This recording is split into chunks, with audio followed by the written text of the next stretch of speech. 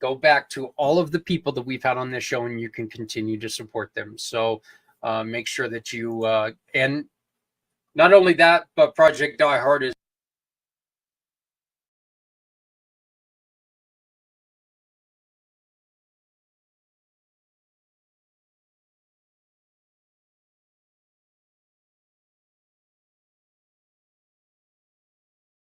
is also a community pay it forward.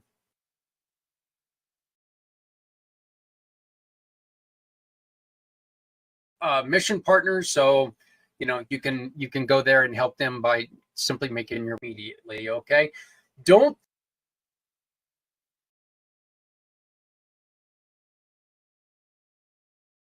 go into it. It's okay to be overly excited if something happens wrong with your kid. You're putting a chemical into your child that your child's not eating. Make sure you with it. Now, I'm not saying freak out and be calling the doctor every 10 minutes. I'm not saying any of that. Be vigilant. You got to remember, doctors are doing great work all over the country. Doctors are really trying hard. But unfortunately, we're learning more things about afflictions like pandas. So what I'd like to do now is I'd like to go back and present you guys our show with Pieces of Me and with Pandas, Pandas Foundation. So please enjoy this past episode. If you have any questions, please go on ahead and put them on the chat, and I will ask and I will get your answer for you, and I'll send you an email giving you your answer. But here we go with this episode. Hey, everybody. How's it going? Wednesday night, which means pACT, podcasting for all coming together. It is the first Wednesday of the month, so that means that it's one of my favorite days of the month. I get to spend a little bit of time with this lovely lady. I'd like to bring on Mrs. Stephanie Simos. How you doing, Stephanie? I'm doing well, Zach. How are you? Doing great, doing great. I think that we've got so much going on this month with two wonderful organizations. One that is dearly close to your heart, and I'm excited to be introducing them and talking about what a couple things that people don't really know a lot about, and that's one of the great things about what we're doing here, is trying to let people know, hey, this is here, this is a thing, let's take and support it. So Stephanie, why don't you go on ahead and introduce yourself and we'll get rolling. Yeah, sounds good. And to kind of piggyback on what you were saying, Zach, I, as a cause entrepreneur with One Hope, love using this platform to share about things like Pandas Network and medical illnesses that people aren't, even doctors a lot of times aren't aware of. So I'm really, really excited to have Diana here with Pandas Network. And I think it's going to be a really great show because Daniel's here as well with Pieces of Me Foundation. So let's get it rolling.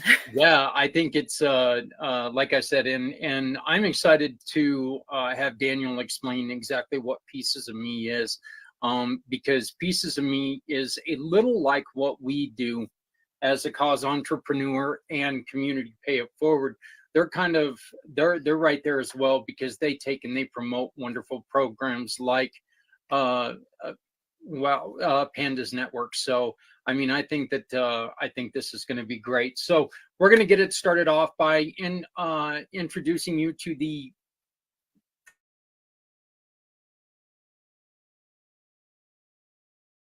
of Pandas Network, and it's Diana Pullman. How are you doing, Diana? Hi, I am doing good. Nice to meet you, and thank you for inviting me. Hi, you know what? Stephanie, when Stephanie told me how important your organization was, and she was like,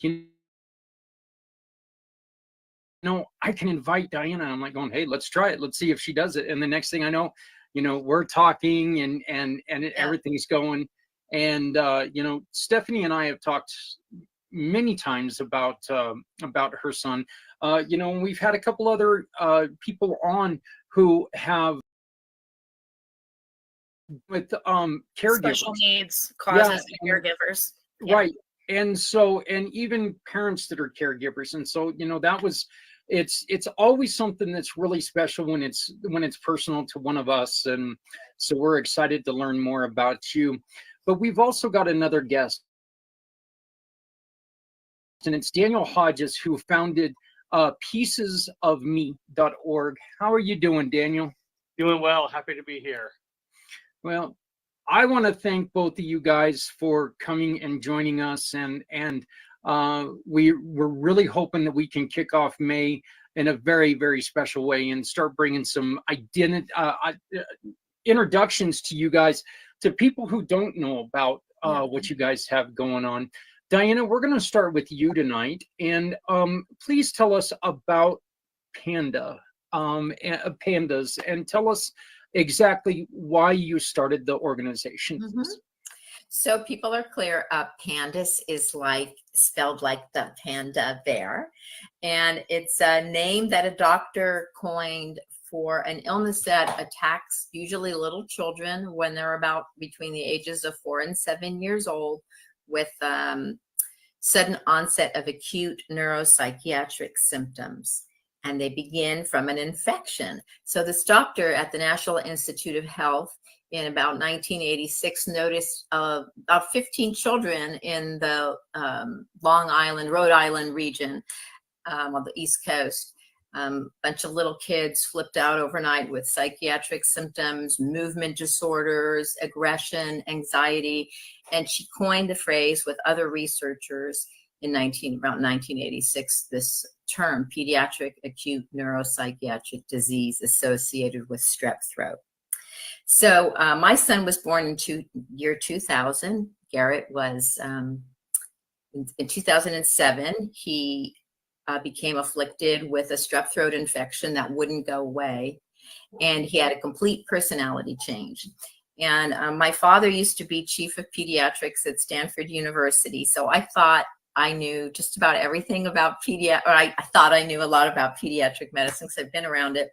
But his colleagues, my father had passed away, but all of his colleagues said, we don't know why your little boy is acting so behaviorally different. And they were afraid too, just regular smart doctors. And so I started to try to figure out what was going on with him. So long story short, we figured out that his brain was being attacked by the strep throat, the autoimmune allergic reaction to strep. And I thought once we figured that out, everything would be fine. We'd give him antibiotics and we'd be in and we'd be out. But the internet kind of was born in 2007 too. I live in Silicon Valley by Facebook. Mark Zuckerberg is here, for better or worse, he's here. And pretty soon I just put up a little blog. One of the doctors encouraged me to put up a blog and see if there's any other kid besides my son that might have an onset like that. And much to our horror, within 30 days, we had 100 families coming to this blog saying, oh my God, it's not strep, my child, it's pneumonia, it's the flu, it's chicken pox. So I ended up flying to the National Institute of Health and meeting with a bunch of doctors, and we all got pretty nervous. And we realized that a lot of kids that were being misdiagnosed with autism or Tourette's or psychiatric disorders and were being put in institutions, were just having an untreated infection that was attacking their brain. So fast forward 15 years with my son, and my daughter also got sick shortly after my son. We started to realize that it was a genetic frailty, most likely, that some kids just are super allergic to some types of infections, and it creates a misdirected response and attacks the brain. So with treatment with longer course of antibiotics, with oral steroids, sometimes with a blood product called intravenous immunoglobulin, plasmapheresis, removing and cleaning the blood, we can get the kids back to a steady state. So I just, I thought I'd be in and out of it in a year, and now it's been almost, my kids are fine now, but sadly, the kids just keep coming. We have about 10,000 people visiting our website every month. We now have organizations in many countries across the world. And I was just contacted by the Karolinska Institute in Sweden, where they're having an outbreak of this. Probably, we're not sure if it's from COVID. And they're very concerned about a lot of the children in Norway and Sweden right now. So we have a national interest, but the research and funding is difficult to come by, and the parents really struggle. So PANDAS Network supports the moms in particular, because the kids are really behaviorally regressed for usually up to a year. What do you think, Stephanie? At least? Yeah, I feel like it took us several months to get out of that initial flare. Yeah, it's really, really scary. So we support, I talk to parents, like after I talk to you guys, I have a call with a family at 7:30 at night, and we have volunteers that help other families that call. We get at least 100 inquiries per month. I have a call with a family from Greece and in South Africa the next day, but they just keep coming. So we have a lot of doctors on our website that are trying to help now, but the children have outpaced the capacity of the doctors. So we're not sure what we're going to do. So people like Stephanie, keep helping us raise money, and we have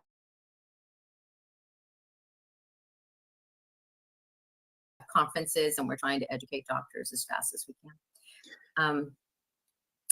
So anyways, does that help? Yeah, absolutely. And just for the people who didn't pick up the coyness there, Stephanie, you are personally also affected with PANDAS, correct? Correct. And I would say, above all, PANDAS Network, their resources, their community, the other moms, they've helped and supported more than anything else along our journey. And truthfully, the occasional phone call from Diana just checking in to see how we're doing means like the world, So I'm happy to continue to support and spread the word, because I do think that a lot of medical professionals and parents just don't know. If everything's fine, they take that and they don't pursue anymore, and it could get worse pretty quickly.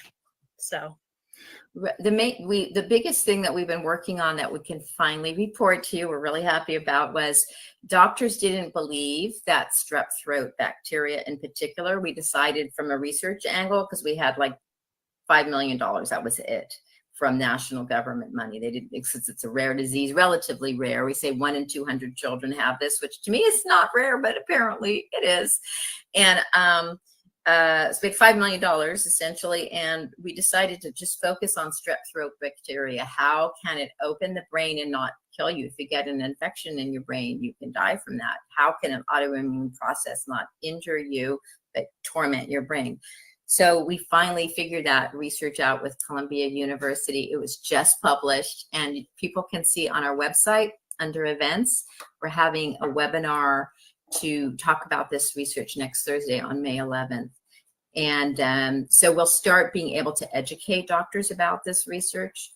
And I think that'll really help doctors feel less afraid to treat. They didn't believe that an infection could torment somebody and not cause them to die.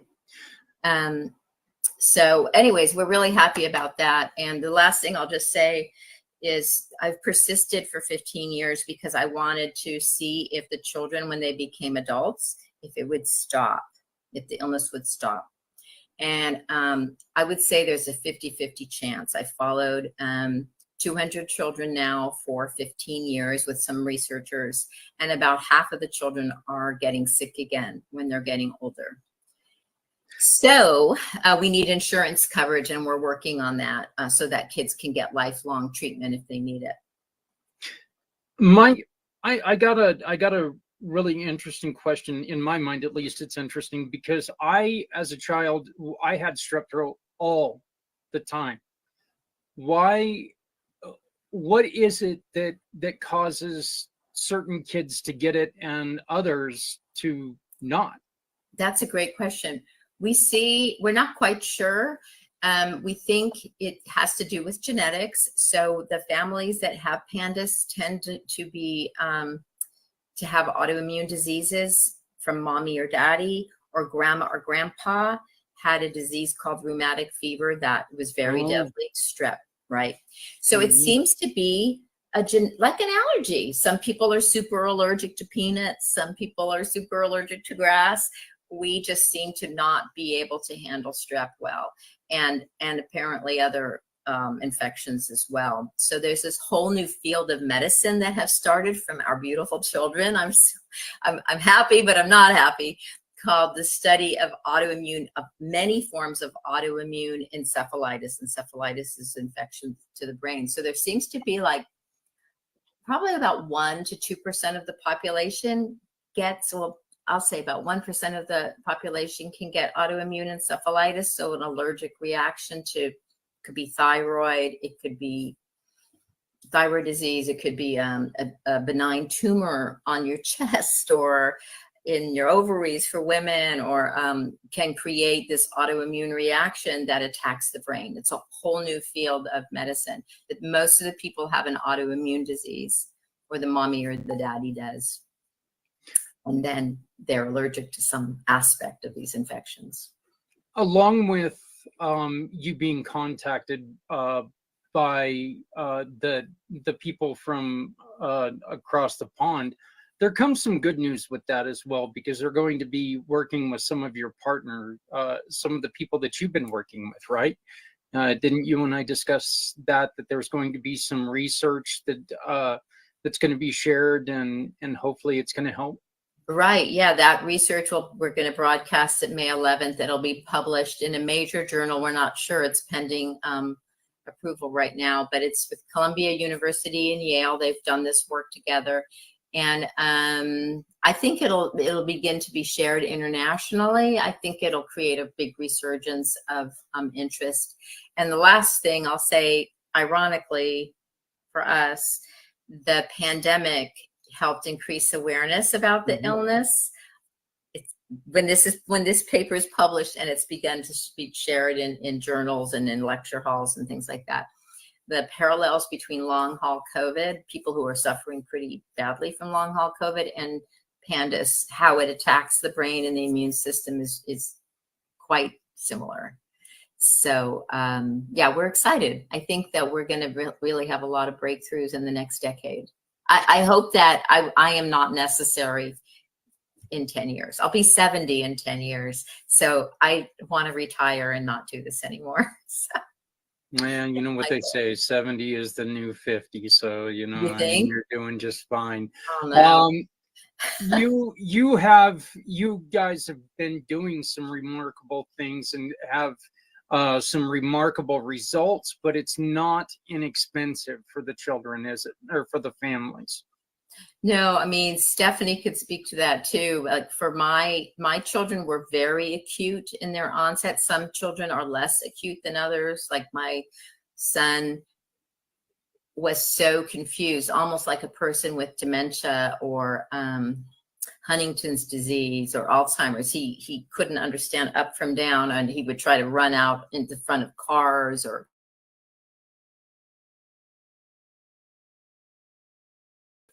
tried to climb the roof to get in the front door. I mean, he was completely confused at 7 years old. And same with my daughter when she was 7.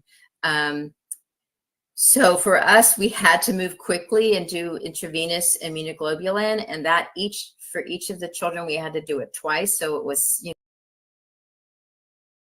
10 grand you pay for the nurse. And anyways, we had to sell our home and a lot of things to take care of it. So it's out of pocket was about $100,000.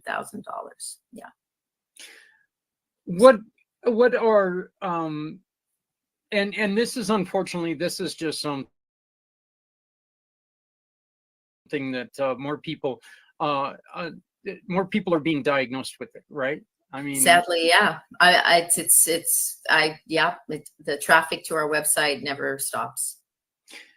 Is this one of those things that kind of like, and I don't want to sound really ignorant here, but I was young, a kid was acting up, he was a pain in the butt. Now we've got a name for that, and it's called autism. There's Is this a new thing or an old thing? So, yeah. Was there something, was it misdiagnosed before? Was it something that parents were seeing before and they just weren't recognizing it because yeah, I mean, nobody had heard about it? that's a good point because, well, partly that, yes. I think a lot of children that we thought were acting out just had this syndrome for sure. And we also think, unfortunately, that it's increasing.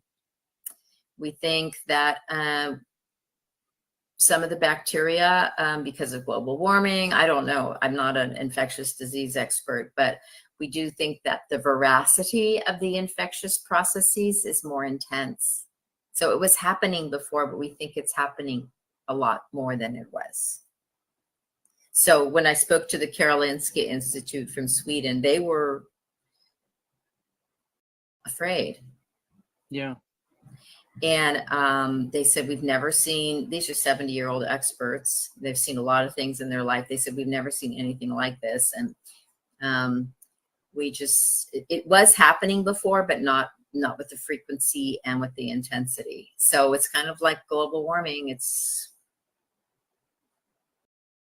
not good. Is it really kind of one of those things that, somebody can take and look at it and say, hey, thank God somebody's finally starting to pay attention to this, and we're finally starting to get the diagnoses for these things so we can start researching them and we can start doing better? Or is this just one of those things that it's not happening fast enough? It's not happening fast enough. And the National Institute of Health, we just met with one of the heads of the genetic and rare disease division of the National Institute of Health. And he said, until I see this new research, we're not giving you 1 penny more of funding. So we've had to fight for the last 15 years to get the funding. We're hoping this new research will open the floodgates, but we have to have a formal meeting with them. Okay, well, let me ask you this then, and this is something that is just frustrating. They say that they're not going to give you a penny more until they see the research and everything. Yet without the money, it's really hard to do the research. Well, that's why the guys at Columbia University and Yale, they were my neighbors here in Palo Alto. I knew that God, I hope you don't mind me using the term, put me right next to Stanford with these guys. They were my neighbors. They were postdoctoral students getting their PhDs, and they watched what was happening. And they are young men in their late 40s now. Since it's been 15 years, they were in their 30s, neuroscientists, and they said, we'll study this and we'll commit to it. So they've spent their personal time, these guys at Columbia and Yale, just working to keep it going on a shoestring budget. $5 million goes really fast in 15 years. Yeah. But they did it. So yeah, it's been a fight, but a bunch of the doctors have stayed together with these 2 young men that are neuroscientists, like killing mice and looking at microbes and microscopes for many years to figure this out. So we have about 100 doctors that are extremely committed and focused. I think we'll win. I mean, the evidence is in now, but I had to stay put until they finish this research. That's it. I don't want to bring up too much about our meeting the other day, but the one thing that I noticed about you is how passionate you are about this. Okay. And I know when we talked, it was hard for me to be so many states away, because I wish I could just take and I could have given you a hug, because you really looked like, when we were talking, you were just in need of a hug. Because oh, really? It's so yeah. I'm pretty white. It's been it's been a decade. It's been rough. So, but Stephanie, why don't you do me a favor and why don't you tell us what are some of the things that Pandas Network has done for you? Yeah, no, absolutely. And Diana, as a parent yourself, coming from a parent, I don't know how you've done the parent side and the side that you're on. You're just incredible with what you're doing. And thank you. Gosh, Diana touched on a lot of things. We had a very acute onset with my oldest. My younger two were more gradual and not that overnight switch, that's often spoken about. It's been a journey. Pandas Network provides resources. They connect other families. Social media has been incredible with connecting with other parents that are going through, and when they tell you their story, it sounds like they're living in your house, because you can only go to so many doctors with your child. I mean, I remember there was a time when I was like, I don't know if he's having absent seizures. Something neurological is happening. I don't know what is going on. I'm scared to put him to bed. I remember calling the pediatrician. I'm scared to put him to sleep because I don't know what's going on in there, and he was sick and tired of getting phone calls from me.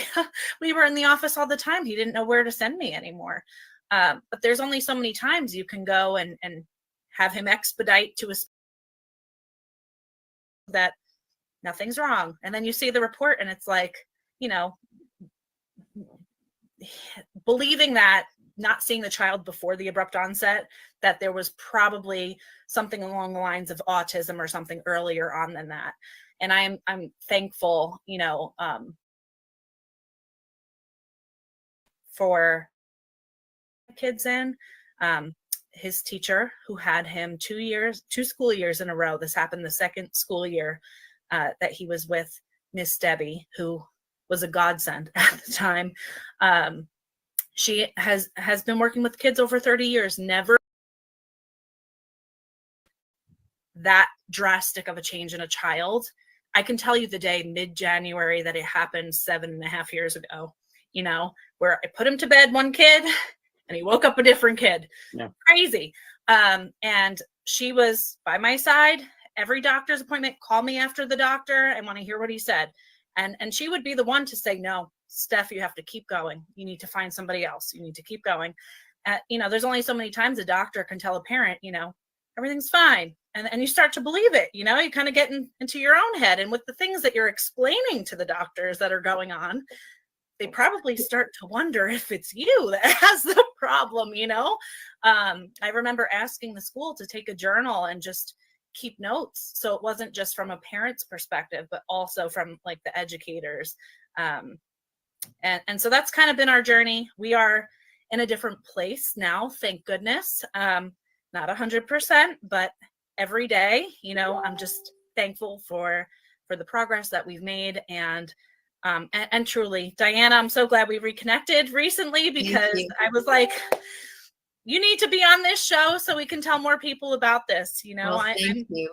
And One Hope Wine, your fundraiser has been really fun and has raised quite a bit of money to help us keep our, our website going and our conferences going.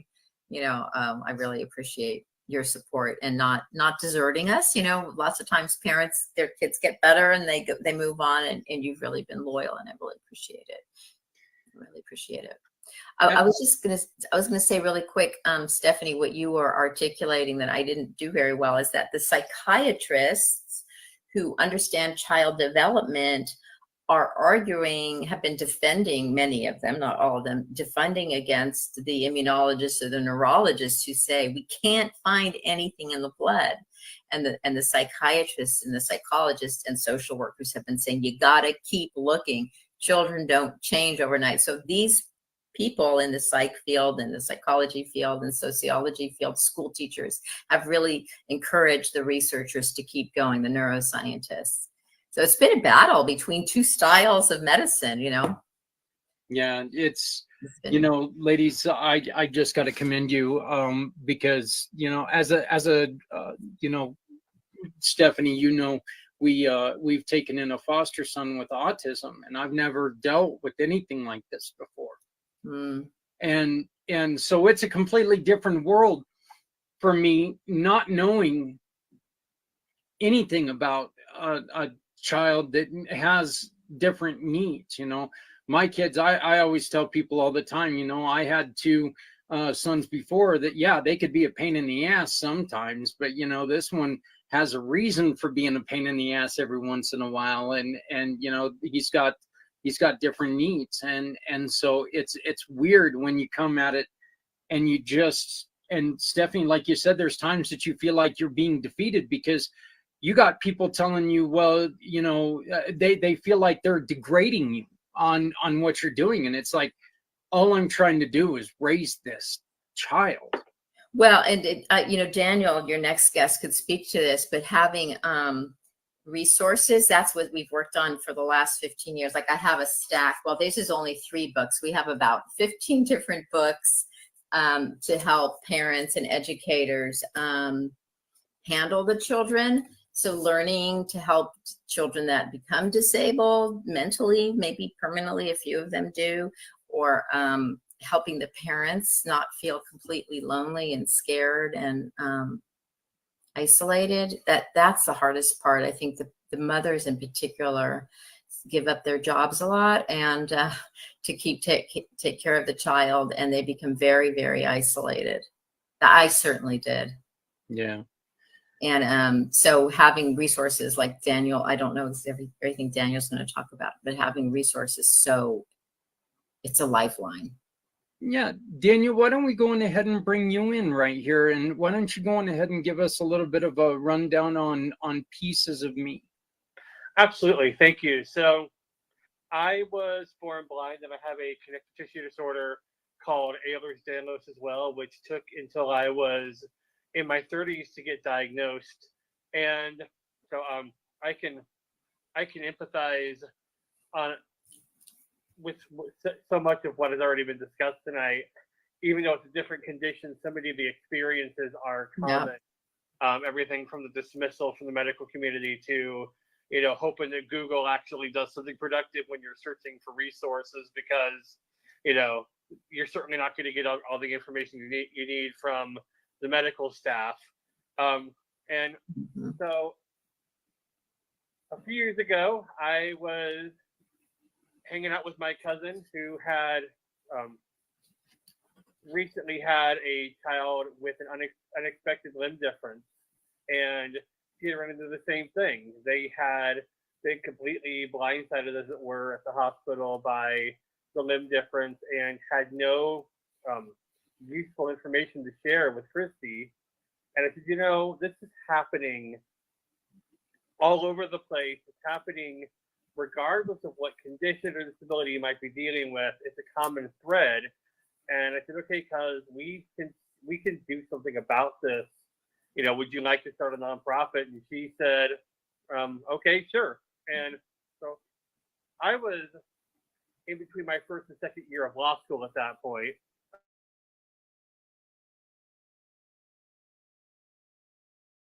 Neither one of us had money to throw into this.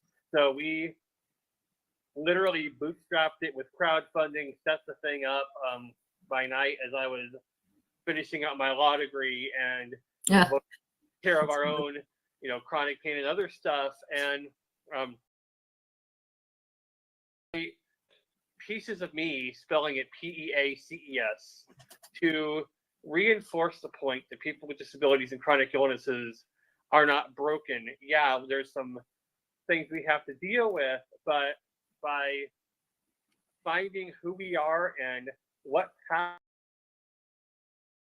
pathway to success is best for us, there's a level of actual peace that comes from that, and then eventually broadening that into us saying, look, there's a lot of contention out there within the accessibility space. There's a lot of battles going on between organizations and businesses, and we are trying to cut through that and show that access and inclusion are benefits, not just for us, but for everybody. and that they actually lead to greater profitability, greater inclusion in a meaningful way, greater cohesion, and that it doesn't have to be accomplished by burning something to the ground. We can instead bring people together and share solutions. So, an example would be, as Diana already mentioned, if you're diagnosed with a rare disease, it's really hard to find a community of people who share that experience. So we view our role as helping people find the resources, the network, the community they need that can share that experience. But then we try to take it further as well. If you have a child with pandas, for instance, you've learned a lot about navigating the healthcare system. You've learned a lot about advocating for your child. And many of those lessons are just as applicable for a parent with a child who has a completely unrelated condition who is trying to figure out, how do I deal with the microaggressions that come from being dismissed by the medical staff? How do I broaden the conversation so that when I bring my insights in, I'm not being dismissed out of hand, but we're having a better conversation. Diana, Stephanie can teach people that based on their own experience, as can I, as a guy who's dealt with so much of the stuff myself and with my kids. And it doesn't necessarily have to be the same condition. So we're trying to build a community where insights are shared, where new insights are created by looking at things through the lens of, okay, here's some common experiences. What can we learn from this? How can we take this knowledge and expand it so that we're not stuck in the same vicious circle talking about things that we were talking about 20 years ago, but we're actually moving the conversation forward. That sounds wonderful.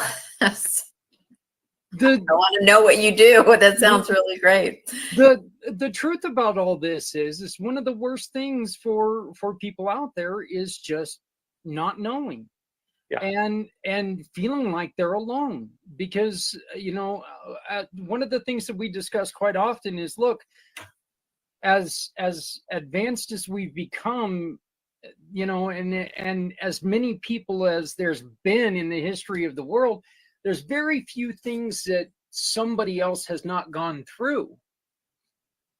But with what you're doing, Diana, you're giving them, and you as well, Daniel, you guys are giving them a pathway to understand it a little bit better. And they can cross that one bridge by visiting with you, and they can learn a little bit more so they can get to another bridge and gap that bridge so another person can cross. Yeah, and let me share a couple of quick stories with you. The first is I missed out on grades 7 through 11, full stop. I was supposed to be homeschooled, but my parents couldn't find resources that were accessible for me that didn't require me to do things with my eye. It just couldn't do anymore. And no one said, hey, every state in the union has a school for the blind. No one said that? Nope. Nobody Jeez. White canes, Braille, any of that. So I didn't have access to any of that until I was a few months shy of 18. And I don't blame my parents for it. They did what they could, but it was an obvious flaw in the system. And so, yeah, somehow I made it into and through college and into and through law school. And I count myself very blessed to have made it.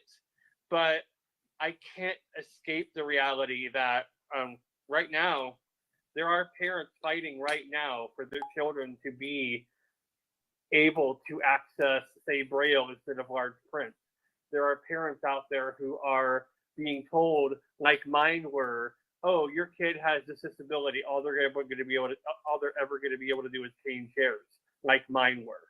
That's what I was supposed to do when I was a teenager, is just concede that I was meant for manual labor. And the The other thing that I think we do, and we're learning to do so well, is we're trying to draw people who are not themselves impacted, employers, allies, family members, into the conversation, break the stigma so that we can talk about difficult things, because that's where real understanding comes. And an example of this is several weeks ago, I was sitting down talking with one of my friends who's a couple of decades older than I am. And we've known each other for a while. And he said, you know, Dan, I've seen you do all this stuff. I know you can do technology and whatever, but I don't think I'd hire you or any other blind person to build a house.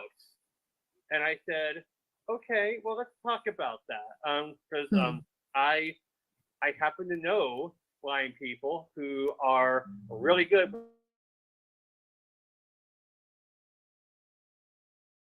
and really good with design and Wow. do it. And so I said, okay, tell me more what you think has led you to that conclusion, and let's break it down together. And by the time this exchange had taken place over the next several minutes, he said, you know, see it to get it and believe it, but I'd be willing to see it. I'd be willing to change my mind. And to me, as somebody who spent most of my adult life in some of your hardcore advocacy organizations that was always looking for a fight, to say, wait a minute, I had a choice. I could have jumped down his throat and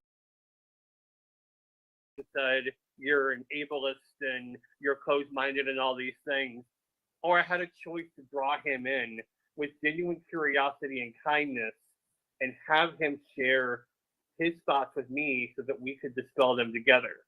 I am firmly convinced that the latter is what's greater access, greater inclusion, and making sure every person and every family has the support they need without feeling like they're Daniel, I'll actually second that.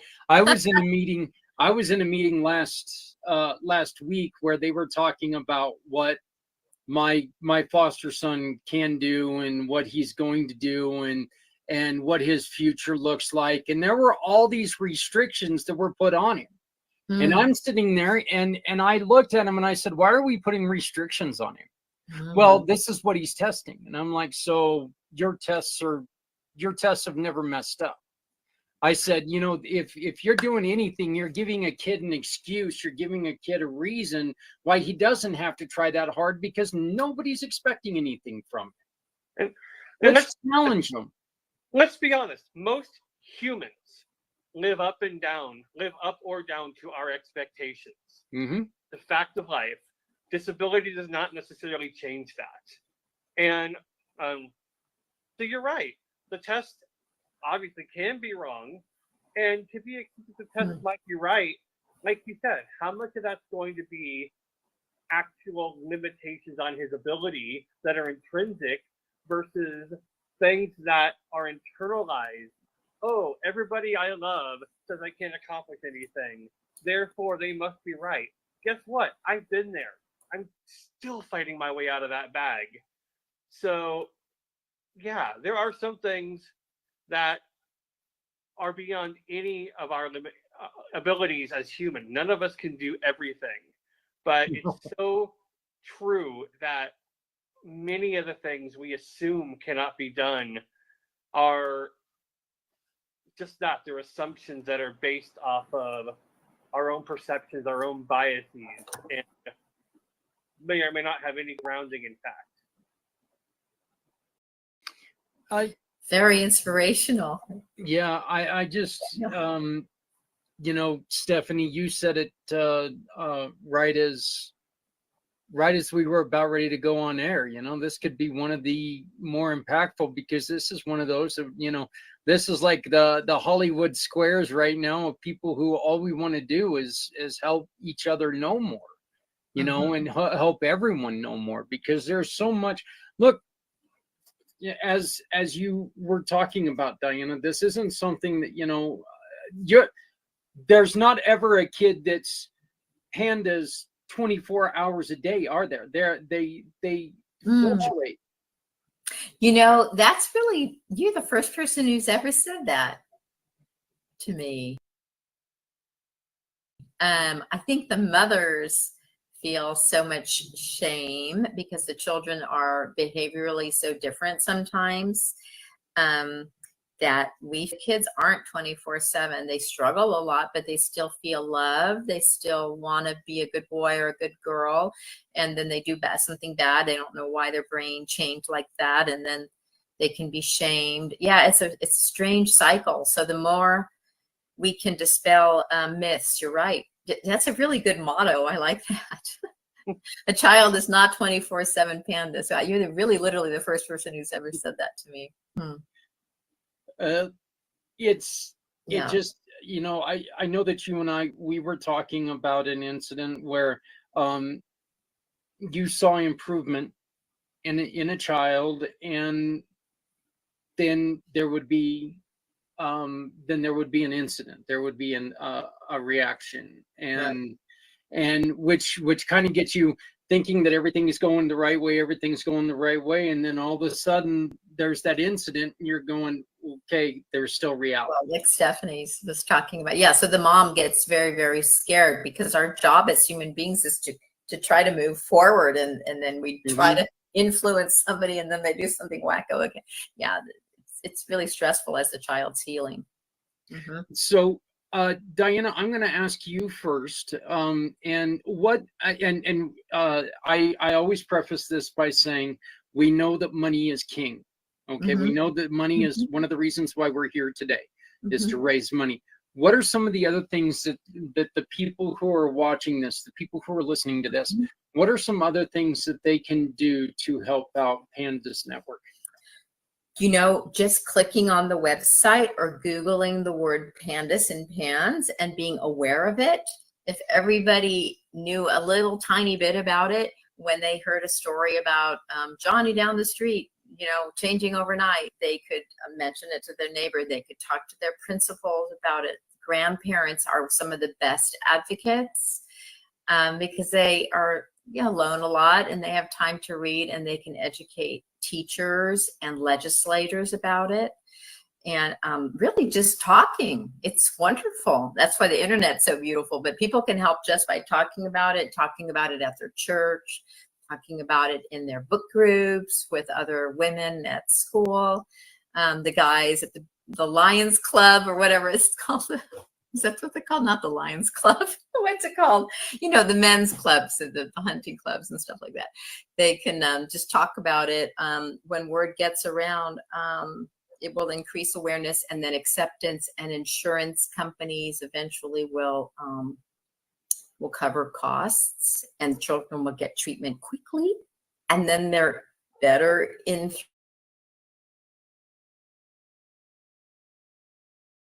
3 months instead of 3 years.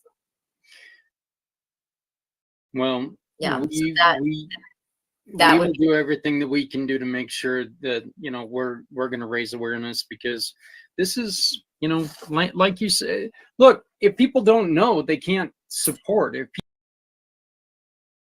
people don't help, I was just going to say, we have had I haven't done this, but other parents have gone to legislators in their states and had enforced insurance coverage. And we're just starting that process in California. There's only 12 states in the union. And what we're seeing that cover it for insurance for pandas treatment. And in each of those states where there is coverage, the insurance companies keep getting out of it or sidestepping the coverage. More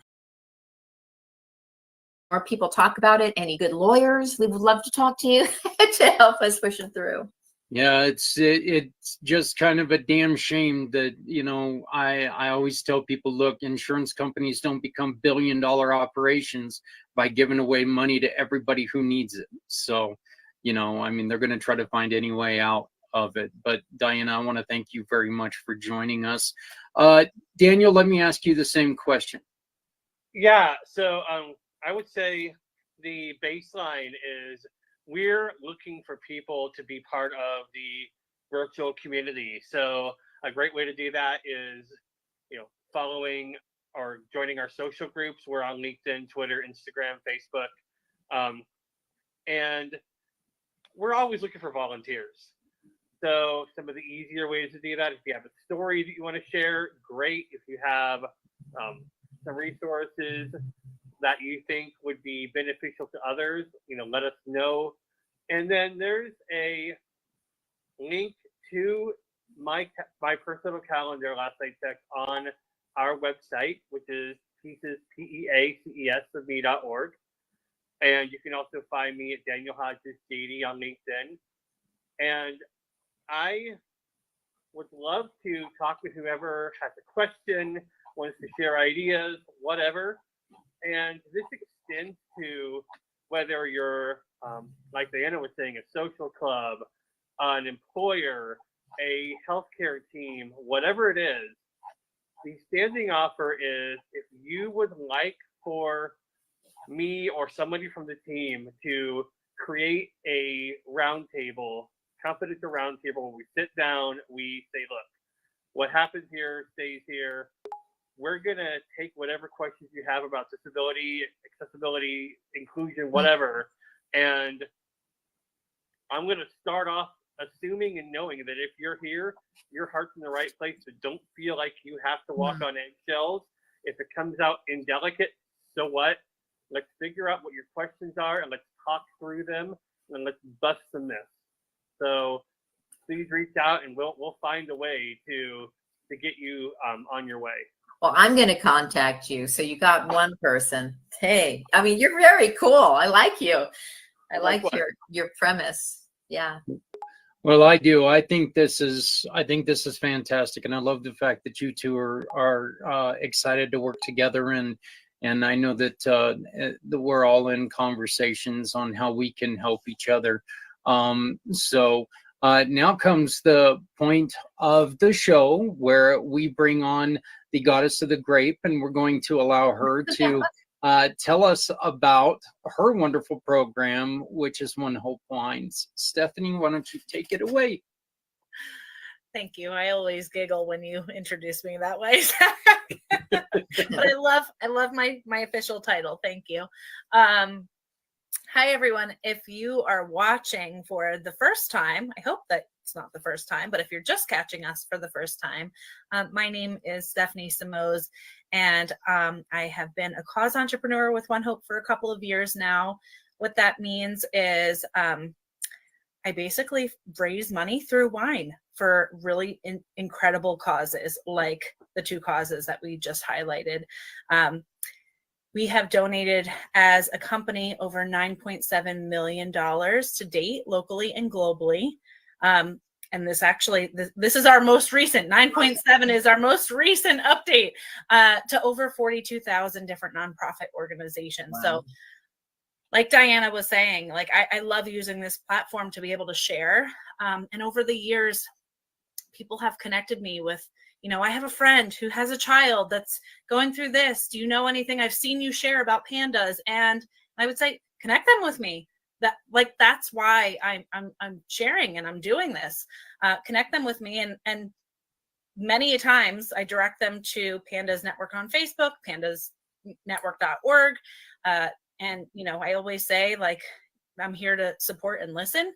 I'm not a doctor, but here are some resources that might help speed up your process. So through One Hope Wine, our main pillars of giving are for clean water, ending hunger, health, and education initiatives.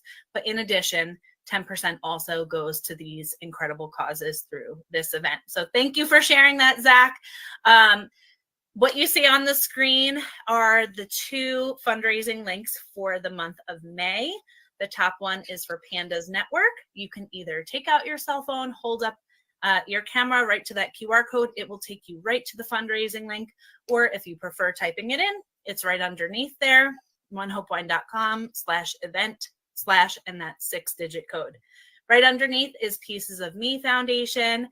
Same thing with the QR code, and they have a unique link as well with the 6-digit code. that will take you right to the fundraising link for Pieces of Me. And the gift boxes are really beautiful. Oh, Yes. thank you. They really are. And fun to get in the mail. And And shipping is fast. I always say it's a great way to pour a glass of wine and know that you're doing, some good at the same time. And Zach, I don't know if you have any wine on deck for yourself tonight, but I thought briefly introducing our new wine collection would be really fun. And if you're not opening a bottle, I'm not telling you. How many bottles do you have there? I actually hate to say it, Stephanie, but with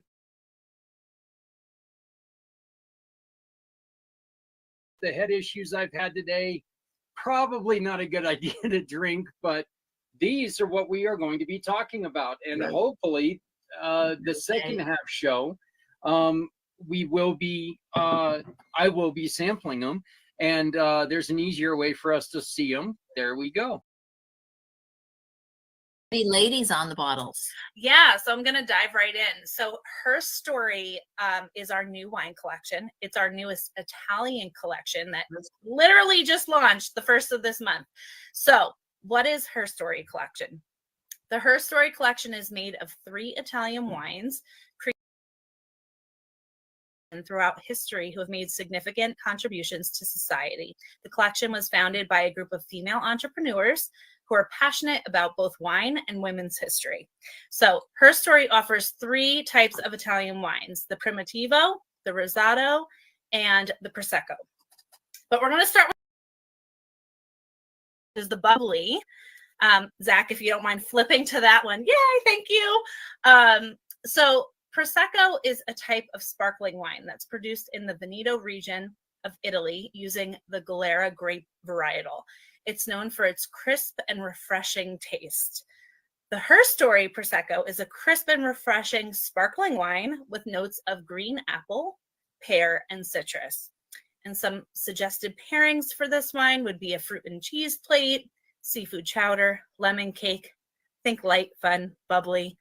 It's really refreshing for this time of year. Do I chill this one, Stephanie? Yes, you want to make sure you're serving that cold.